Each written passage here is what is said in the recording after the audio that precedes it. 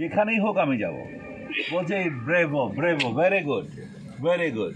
তা আমি কিন্তু তারপরে অনেক সাহস নিয়ে অনেক উদ্যম নিয়ে কিন্তু আমি সেন্ট মার্টিনস আইল্যান্ডে গেছি। আমি সাঁতার জানি না, পয়সা নাই, একটু অপেক্ষা করলাম 7 দিন, বেতন পেয়েছি। বেতন পেয়ে আপনারা জানেন সমুদ্রের মধ্যে ট্রলার চলে, ট্রলার।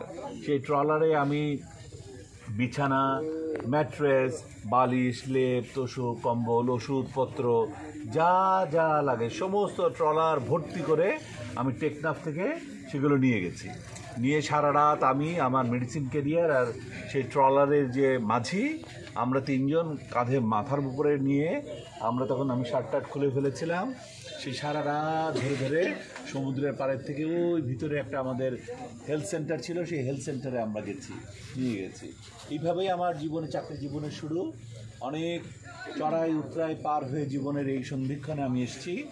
আমি চিটাগং হিল ট্র্যাক্সেও ছিলাম, সেখানেও আমাকে সেই সময় উদ্বুদ্ধ করা হয়েছে যে চিটাগং হিল ট্র্যাক্সের স্যাটেলাইটসদেরকে, ইনফ্যাক্ট মরহুম প্রেসিডেন্ট জিয়াউর রহমান এই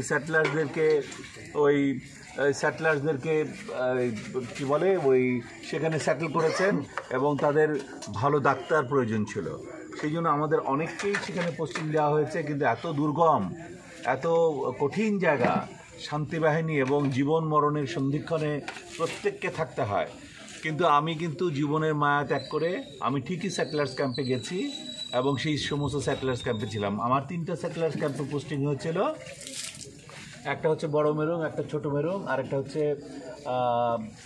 হচ্ছে গৌরঙ্গপাড়া। অনেক ভিতরে গৌরঙ্গপাড়া যেতেই 3 দিনের পথ, আমাদেরকে হেঁটে যেতে হয়েছে। আমাকে 3 দিনের পথে পথে আমি মানুষের বাসায়, পাহাড়িদের বাসায় একটু রেস্ট নিয়েছি, খেয়েছি, ওখানে ছিলাম। আমি ভয় পাইনি, কারণ আমি জানি ওরা অহেতুক সাধারণ মানুষকে কোনোদিন কিছু করবে না। আর ডাক্তারদেরকে ওরা অসম্ভব বেশি সম্মান করে, অনেক বেশি সম্মান করে। সেই একটা সাহস ছিল মনের মধ্যে, সুতরাং আমার কোনো অসুবিধা হয়নি আল্লাহর রহমতে। এরপর জীবন তো নানান রকমভাবেই কেটে গেল, চড়াই উতরাই। সরকারি চাকরি করেছি, অনেক মন্ত্রণালয়ে চাকরি করেছি, জীবনে অনেক মানুষের পাশে দাঁড়িয়েছি, জনকল্যাণমূলক কাজ করেছি এবং আমি সবসময় চেয়েছি আমার কাজের মধ্য দিয়েই আমি মানুষটা কেমন সেটা প্রতিফলিত হোক। এবং আমি আশা করি যারা আমার সাথে কাজ করেছে, আমাকে যারা চেনে, কর্মময় জীবনে আমাকে যারা দেখেছে, তারা, আমি নিঃসন্দেহে বলতে পারি, তারা আমাকে সার্টিফাই করতে পারবে। তো এখন আমি বলতে চাই, ইনফ্যাক্ট কিন্তু আমি কর্মময় জীবনটা কিন্তু আমার খুব একটা স্মুথ যায় নাই।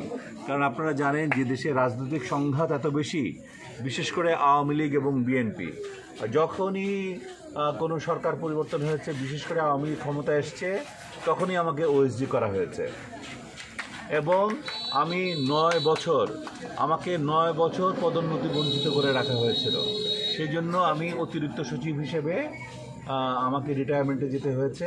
আমি সিনিয়র সেক্রেটারি হতে পারি নাই। আমি সেই জন্য দুঃখিত, নিজের কাছে দুঃখ ফিল করি।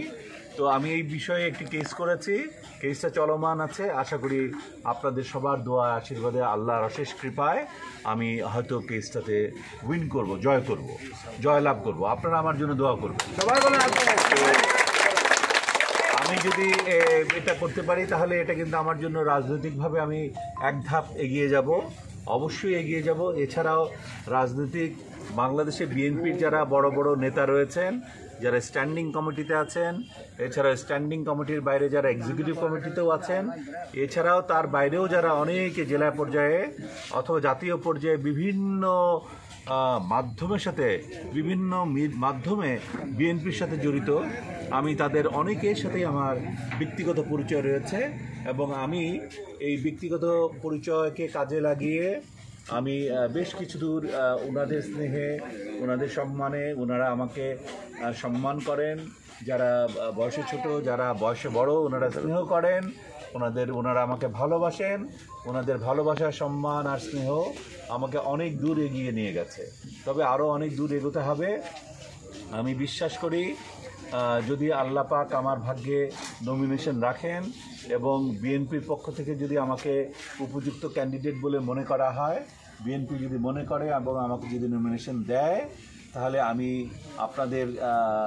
আপনাদের সবার আন্তরিক ভালোবাসা নিয়ে আপনাদের ভোটেই ইনশাআল্লাহ আমি বিপুল ভোটে জয়ী হয়ে আসতে পারবো। সবাই ইনশাআল্লাহ এই বিশ্বাস আছে। জীবনে আমি বলতে পারেন একদম স্পটলেস ব্যক্তি। আমি জীবনে কখনো কোনো করাপশনের সাথে জড়িত ছিলাম না। আমি সবসময় অসম্ভব ঘৃণা করি দুর্নীতিকে। আমি দুর্নীতি থেকে যেমন নিজেকে দূরে রেখেছি, তেমনি সমাজের প্রতিটা মানুষ দুর্নীতি